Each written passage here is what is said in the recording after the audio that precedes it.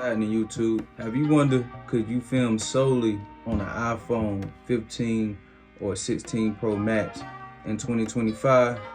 Well, today I'm gonna show you. So right now, what we're filming on is the iPhone 15 Pro Max and Apple ProRes log. And what I'm using the Blackmagic camera app, which is the Blackmagic camera app is probably one of the best camera apps I have seen, or best applications period, to come out for iPhone since, you know, the Apple ProRes log, if you ask me. Because right now I'm monitoring my actual self from my iPad, filming on my iPhone. That's crazy. The Blackmagic camera app actually lets you use your iPad as a director's monitor. So say for instance, if you're doing some commercial work, filming on your phone.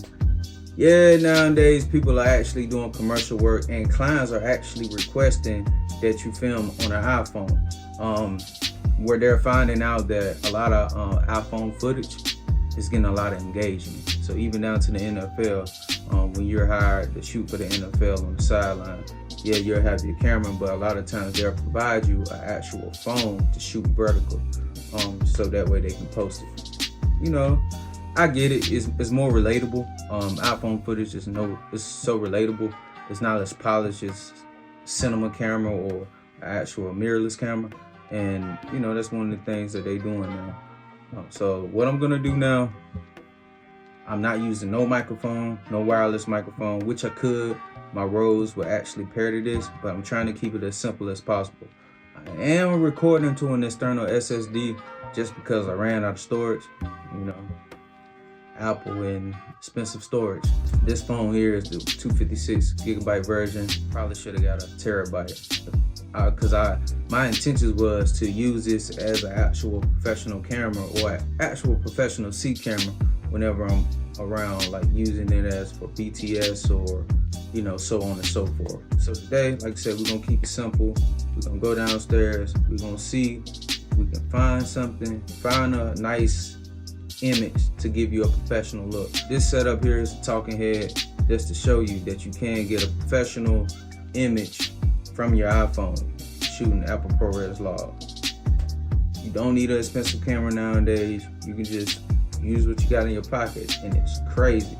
I actually went to a Panthers game when I first got it, and went to the game and shot some footage on my iPhone, and I'm gonna be honest with you, man, it surprised me because it came out amazing.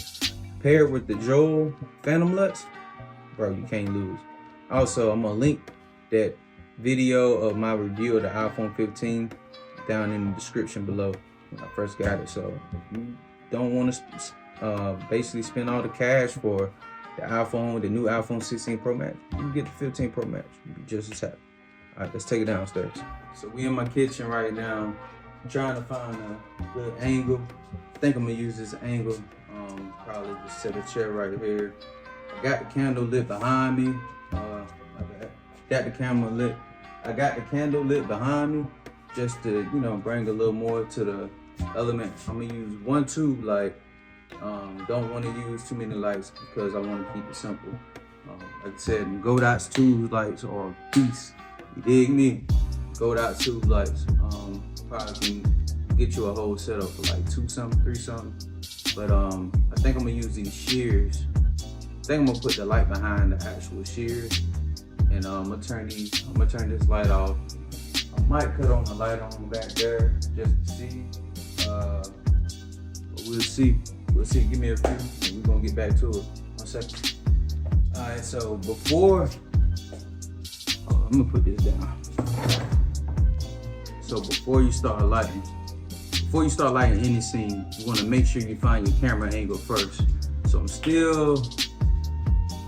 I don't know if I'm happy with this camera angle, but I really want to be sitting down. It's kind of like, see, I need to be shadow side, so it's gonna have to be shooting from this way if the light's gonna be this way. So I always remember to shoot shadow side. You know what I'm saying? Shadow side give you more depth to your image. So shoot right here. And I think we need a little more light back here. Turn this on. Turn the other light on just to give me a little more light in the background. I'm gonna turn this off. Now put this in here. Scodots tube light. So I'm putting it behind these shears we have. Which is pretty good.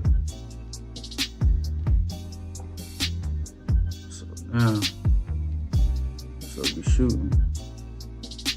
Now it's so now it's up too high. I'm too much headroom here. I need to bring it down to about right here. So what I'm gonna do, I'm gonna go down the exposure a little bit just to make it a little more darker.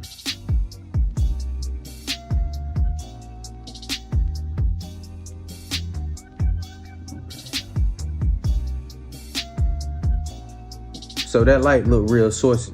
I'll turn it down a little bit. The light actually look very saucy. Turn that joint down. Oh, my bad, I done blind y'all. There we go. I'm gonna look a little bit more natural. This is the shot. I'm act like I'm doing something. We're gonna make it a movie.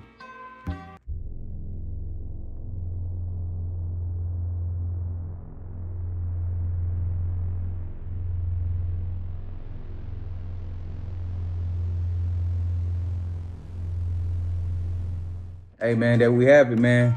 That's the shot. I'm telling y'all, man, if you know what you're doing, if you just learn the basics of how to use a camera and you apply that to your iPhone footage, bro, you can literally shoot a feature film on this. Actually, I think 28 days later is actually being shot solely on the iPhone. We all seen the Apple commercials. Of course, they're using big rigs, you know, got all the lighting to a T. But if you learn lighting and cinematography, if you learn the fundamentals of cinematography, I believe you'll be good, man. And on this channel, we invest in ourselves, you dig me? If this helped you today, make sure you like and subscribe.